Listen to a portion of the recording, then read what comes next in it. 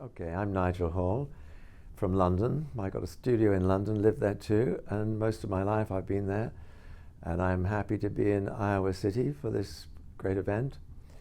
And it's been absolutely brilliant so far. As far back as I can remember, I started making sculpture. My grandfather was a stonemason.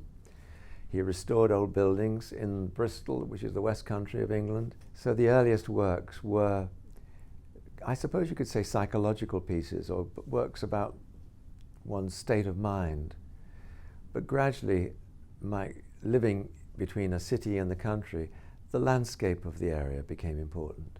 And ever since that, landscape has played a very large part, and often the landscape of deserts. And one of the reasons I chose Los Angeles as a city to do my Harkness Fellowship in was both the idea of a great city like Los Angeles, but also its proximity to the deserts of the Mojave.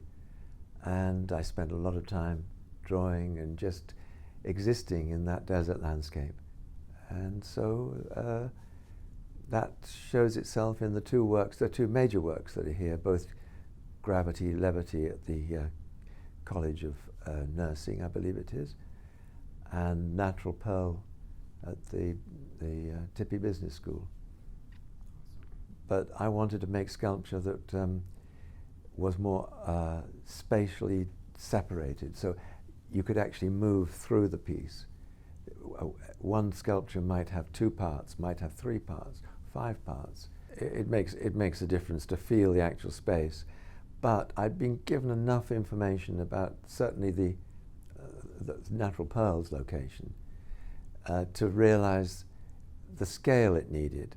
The first suggestions that were made to me were of a smaller scale, and I said it would be lost both in terms of the space of the grassed area and also the scale of the buildings.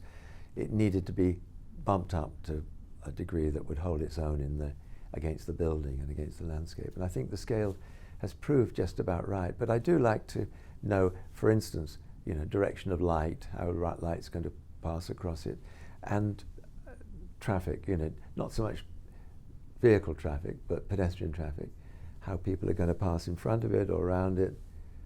But a lot of it is then chance. Things will happen.